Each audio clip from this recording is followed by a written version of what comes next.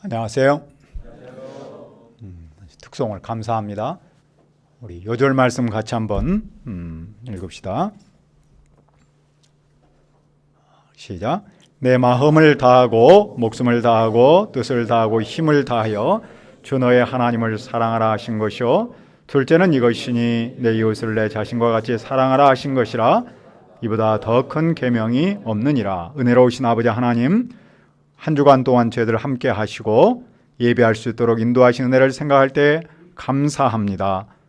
성령 하나님, 이 시간 예배하고자 하는 당신의 아들, 딸들과 함께 하시고 하나님 사랑, 이웃 사랑을 통해서 오늘 우리가 어떻게 살아야 할 것인가를 다시 한번 깨우쳐 주시옵소서.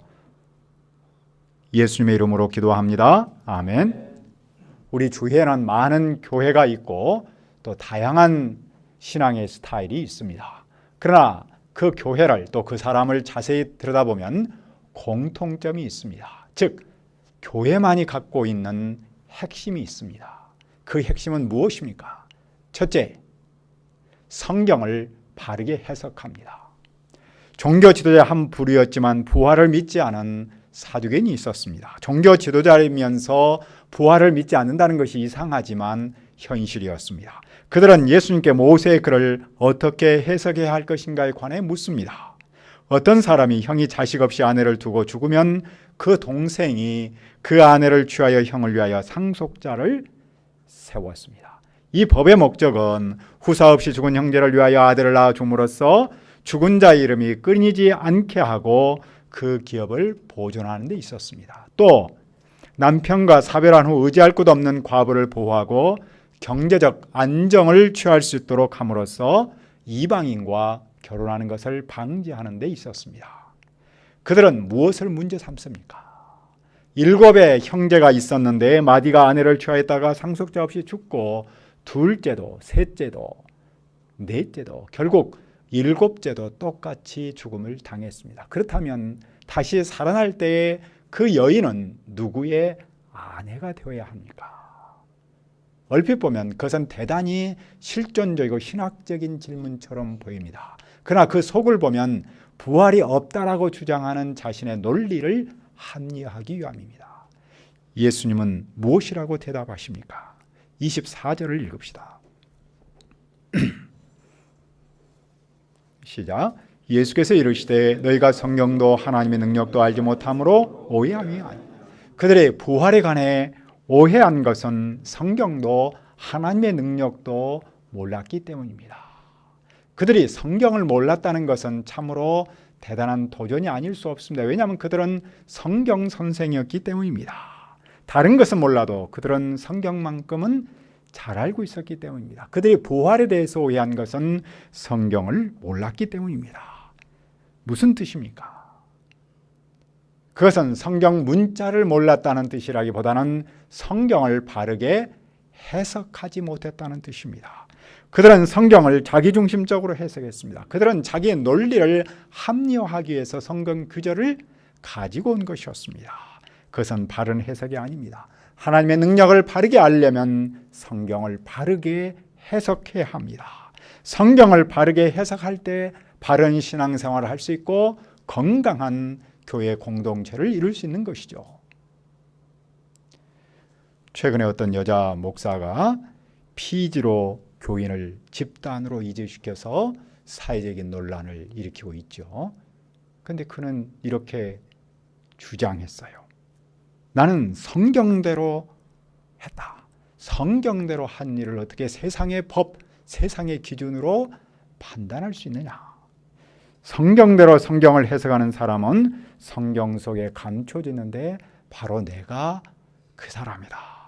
그녀는 성경을 자기 마음대로 해석하고는 하나님의 말씀이라고 주장해요. 우리는 성경을 해석할 때 역사성과 정통성에 근거해서 해석해야 합니다. 오늘 우리가 배우고 있는 성경 해석이야말로 역사성과 정통성에 근거한 겁니다. 그 근거에 따르면 사람이 살아날 때 어떻게 삽니까?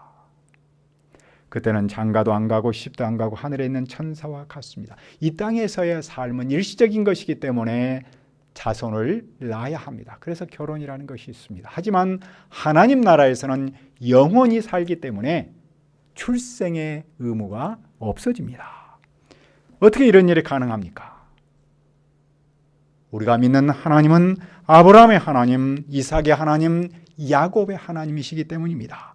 그 하나님은 어떤 분이십니까? 27절을 읽읍시다. 시작. 하나님은 죽은 자의 하나님이 아니요 산 자의 하나님이시라 너희가 크게 오해하도다 하시니라.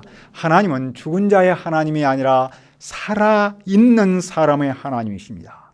사두개인은 성경을 바르게 해석하지 못했기 때문에 하나님을 크게 오해했습니다.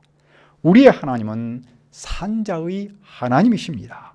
무슨 뜻입니까? 하나님은 살아있는 분이며 영원히 계신 분입니다. 아브라함, 이삭 그리고 야곱은 이미 죽었습니다. 그러나 그들은 이 땅에서는 죽었지만 살아나서 하나님과 함께합니다. 왜냐하면 그들의 하나님이 죽지 않고 지금도 살아계시기 때문입니다. 따라서 그들은 죽어 잊히는 존재가 아니라 지금도 살아계신 그 하나님과 함께 살아있는 존재입니다. 하나님은 언제나 살아계시고 그를 믿는 자 또한 언제나 살아있습니다. 우리가 성경을 바르게 해석하면 이 사실을 깨닫습니다. 둘째, 하나님 사랑은 이웃 사랑으로 나타납니다. 서기관 중 한 사람이 예수님께 와서 묻습니다. 모든 계명 중에 첫째가 무엇입니까? 당시 유대인은 율법을 무거운 것과 가벼운 것, 중요한 것과 덜 중요한 것 이렇게 나눴습니다. 그들은 모두 613개의 율법이 있었는데 그 중에서 가장 중요한 것이 무엇인가를 알고자 한 겁니다. 우선순위를 정해달라는 것이죠. 예수님의 대답은 무엇입니까? 29절을 읽읍시다. 시작. 예수께서 대답하시되 첫째는 이것이니 이스라엘아 들으라 주 곧 우리 하나님은 유일한 주시니라. 예수님은 으뜸가는 계명을 가르치기 전에 먼저 하나님에 대해서 가르치십니다. 왜냐하면 바른 신관을 세워야 으뜸가는 계명을 실천할 수 있기 때문입니다. 상대적인 신관이나 혼합주의적인 신관을 갖고 있으면 내 삶의 우선순위를 정할 수가 없습니다. 가장 으뜸되는 계명을 말할 수가 없는 것입니다. 세상에는 자칭 혹은 타칭 많은 신들이 있지만 그 신들은 성경에 근거하면 모두가 다 가짜입니다. 성경에 의하면 아브라함의 하나님, 이삭의 하나님, 그리고 야곱의 하나님만이 유일하신 하나님이십니다. 오직 우리 하나님만이 유일하신 분이기 때문에 이 하나님과 관계성이 제대로 설 때 내 삶의 우선순위 또한 바르게 설 수 있습니다. 우리는 그 유일하신 하나님에 대해서 어떤 자세를 가져야 합니까? 30절은 말씀합니다. 네 마음을 다하고 목숨을 다하고 뜻을 다하고 힘을 다하여 주 너의 하나님을 사랑하라 하신 것이요. 유일하신 하나님께 대한 우리의 자세는 나의 모든 것을 다하여 사랑하는 겁니다. 사랑하되 내가 가진 모든 것을 다하여 사랑하는 것입니다. 다시 말하면 하나님을 내 삶의 첫째 자리, 우선순위, 으뜸의 자리에 두는 겁니다. 둘째 계명은 무엇입니까? 31절도 읽읍시다. 시작. 둘째는 이것이니 내 이웃을 내 자신과 같이 사랑하라 하신 것이라 이보다 더 큰 계명이 없느니라. 둘째 계명은 수평적 관계, 즉 우리가 형제 자매를 대하는 방식에 초점을 맞추었습니다. 이 말씀은 내 이웃을 내 몸과 같이 사랑하라는 구약의 말씀으로부터 왔습니다. 우리는 먼저 나를 사랑해야 합니다. 그러나 나만 사랑하면 안 됩니다.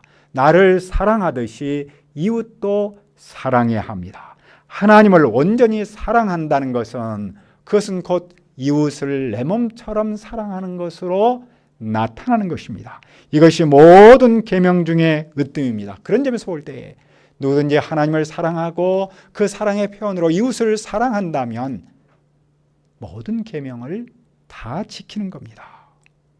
우리는 하나님과 이웃의 관계, 즉 하나님 사랑과 이웃 사랑의 관계에 대해서 무엇을 생각할 수 있습니까? 하나님 사랑에 대한 구체적인 실천이 이웃 사랑으로 나타난다는 겁니다. 하나님 사랑에 대한 수직적인 관계성 거기서 그치는 것이 아니라 이웃 사랑이라는 수평적 관계성으로 나타난다는 겁니다.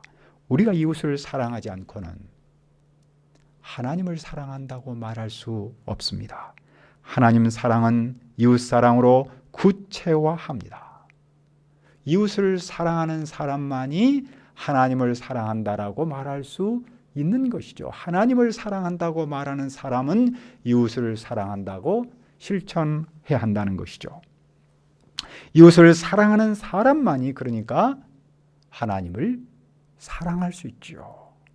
사도 요한은 말했습니다. 사랑하는 자들아 우리가 서로 사랑하자. 사랑은 하나님께 속한 것이니 사랑하는 자마다 하나님으로부터 나서 하나님을 알고 사랑하지 않는 사람은 하나님을 알지 못한다. 왜냐하면 하나님은 사랑이시기 때문이다.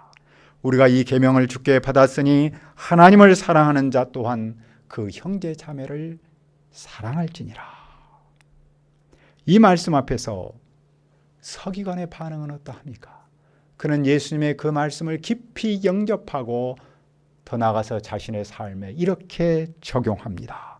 또 마음을 다하고 지혜를 다하고 힘을 다하여 하나님을 사랑하는 것과 또 이웃을 자기 자신과 같이 사랑하는 것이 전체로 드리는 모든 번제물과 기타 제물보다 나으니라. 하나님 사랑, 이웃 사랑이 모든 번제물보다 낫다는 사실을 이 사람은 영접했습니다. 무슨 뜻입니까? 하나님은 우리가 하나님께 제사를 드리는 것보다도 형제 자매를 사랑하기를 원하십니다. 하나님은 늘 말씀하셨습니다. 순종이 제사보다 낫느니라. 나는 인애를 원하고 제사를 원하지 아니하며 번제보다 하나님을 아는 것을 원하느니라. 하나님께서 그 백성에게 원하시는 것은 하나님 사랑이면서 동시에 그것이 이웃 사랑으로 표현되기를, 실천하기를 원하십니다. 마가 교회는 박해 때문에 외적으로 어려움을 당하였습니다. 내적으로 그들은 형제 자매를 사랑해야 함에도 그렇게 하지 못하였습니다. 삶이 너무 어려웠기 때문입니다. 삶이 어려워서 그들은 서로에 대해서 요구할 수밖에 없었습니다. 그들은 하나님과의 관계에 대해서는 신경을 썼지만 형제 자매 동역자들의 관계에 대해서는 여유가 없었습니다. 서로에 대해서 무관심하거나 비판적이었습니다. 그러나 예수님은 그들을 향해서 말씀하십니다. 형제 자매에 대한 사랑의 실천, 그것이 곧 하나님을 향한 사랑의 실천이라고 말입니다. 그리고 그것이 신앙의 으뜸이라고 가르칩니다. 우리가 교회를 말할 때 생각나는 단어가 있다면 무엇이겠습니까? 바울 사도는 믿음, 소망, 사랑이라고 말했고 그 중에서 제일이 사랑이라고 말했습니다. 왜냐하면 하나님 우리를 사랑하셨고 그 사랑에 근거하여 서로를 사랑하는 것이 교회이기 때문입니다. 교회의 존재 목적 중 하나는 그 사랑을 알고 그 사랑을 실천하는 것입니다. 이것을 기독교 윤리라고 말합니다. 윤리가 살면 신앙이 삽니다. 신앙이 살면 윤리가 사는 거겠죠. 많은 사람이 예수님을 믿는 계기를 보면 사랑이 그 밑바닥에 있지 않습니까? 그 사랑으로 예수님을 알고 믿음의 길을 가고 있습니다.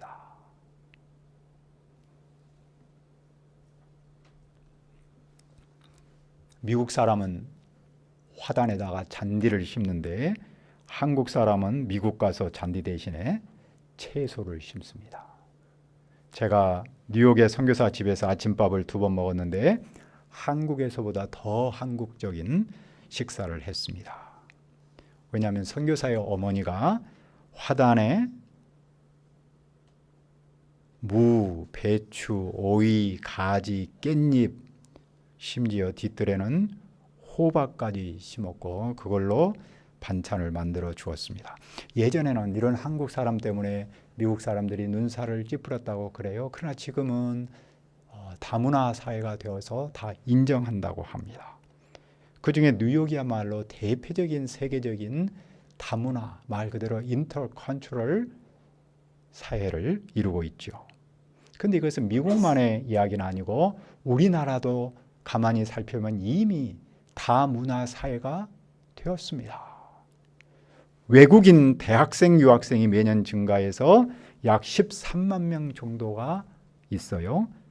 그중에서 고려대학교가 외국인 유학생 수가 가장 많은데 전체는 약 6천 명이 되고 학위과정만 2,600명이나 된대요. 단국대학도 약 1,200명이 있는데 학위과정만 700여 명이고 비학위과정은 500여 명입니다. 비학위과정이라는 건 그냥 한국어 배우는 랭귀지 코스 뭐 이런 사람들을 말한다 그러네요. 이런 모습은 다문화 외국인이 우리의 이웃으로 이미 자리를 잡았음을 보여줍니다. 그리고 더 나아가서 그것은 우리의 교회가 그들을 이웃으로 품고 그들에 대해서 사랑의 눈길을 줘야 할 때가 되었다는 사실을 보여줍니다. 한 역사가는 초대교회가 세계 종교로 자랄 수 있었던 핵심은 자기만의 우월성과 자기 중심성을 극복했기 때문이라고 말해요. 당시 1세기 때는 헬레니즘과 유다이즘이 팽배하게 세력을 형성하고 있었는데 초대교회는 그 두 가지를 벗어버리고 하나님께서 말씀하신 이웃 사랑을 실천했다는 뜻입니다. 즉 초대교회는 다문화 이웃을 적극적으로 사랑했다는 뜻이겠죠. 그런 점에서 볼 때 오늘 우리의 교회 또한 초대교회가 했던 그런 사랑을 실천할 때라고 믿습니다. 우리는 가장 먼저 나와 가장 함께하고 있는 믿음의 동역자를 사랑해야겠죠. 그리고 나의 이웃인 형제 자매를 사랑하고 더 나아가서 다문화 사람들까지도 사랑할 수 있어야 합니다. 그것이 곧 예수님을 사랑하는 표현입니다. 예수님은 사랑하는 제자 베드로에게 이렇게 말씀하지 않았습니까? 네가 나를 사랑하느냐? 그러면 내 양을 먹이라. 이런 삶을 사는 것이 왜 그렇게 중요합니까? 이런 삶을 살면 하나님의 나라에서 멀지 않기 때문입니다. 하나님의 나라는 사랑을 실천하는 사람이 갑니다. 그런 점에서 볼 때 사랑이 하나님 나라에 들어가는 티켓, 표가 아닌가 싶습니다. 가을 학기를 우리가 시작하는데 그 사랑을 실천할 수 있기를 간절히 빕니다. 셋째, 삶의 헌신이 있습니다. 당시 서기관은 그리스도를 기대했고 그 그리스도께서 다윗의 후손으로 오심을 믿었습니다. 그런데 그들은 그분이 다윗의 왕위에 올라 다윗 시대와 같은 영광을 회복할 것으로 기대했습니다. 하지만 다윗은 자신의 후손에서 그리스도가 오심에도 불구하고 그분을 향해서 주님이라고 불렀습니다. 그것은 그리스도는 정치적인 메시아가 아니라 인간을 죄로부터 구원하고 사랑을 실천하는 그리스도라는 사실을 증거합니다. 그러므로 제자들은 누구를 본받으면 안 됩니까? 긴 옷을 입고 다니는 것과 시장에서 문화받는 것과 회당의 높은 자리와 잔치의 윗자리를 원하는 사람을 삼가야 합니다. 왜냐하면 그들은 명예욕이 가득하여 사람으로부터 인정받고 대우받기를 바라기 때문입니다. 무엇보다도 그들은 과부의 가산을 삼키며 외식으로 길게 기도하기 때문입니다. 그들은 겉과 속이 달랐습니다. 그들은 겉으로는 하나님을 사랑한다고 말했지만 속으로는 자기만 사랑했습니다. 그들은 이웃을 사랑하지 않았습니다. 그들은 말로는 사랑을 말했지만 사랑을 실천하지 않았습니다. 따라서 제자들은 그런 사람을 본받지 말아야 합니다. 누구를 본받아야 합니까? 성전에는 헌금함이 있는데 동전으로 헌금했기 때문에 소리를 들을 수 있습니다. 많은 부자는 많은 헌금을 했는데 동전이 헌금함에 떨어질 때 그 소리가 매우 컸습니다. 그러나 한 가난한 과부는 2렙돈, 즉 한 고두란트를 넣었습니다. 이 말은 10원짜리 동전 2개를 넣었다는 뜻입니다. 그렇기 때문에 아마 아무런 소리가 나지 않았겠죠. 그러나 예수님이 보실 때 누가 더 많은 헌금을 했습니까? 예수님은 그 가난한 과부가 헌금함에 넣는 모든 사람보다 더 많이 넣었다라고 말씀하십니다. 왜 그렇습니까? 44절을 읽읍시다.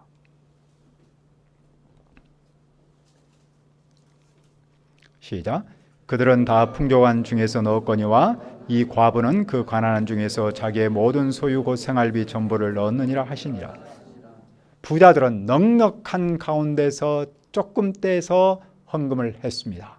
하지만 이 과부는 자기가 가지고 있는 모든 것을 전부를 넣었습니다. 그 과부에게는 20원이 있었기 때문에 10원만 넣고 10원은 가지고 있어야 함에도 불구하고 20원을 몽땅 넣었다는 뜻입니다.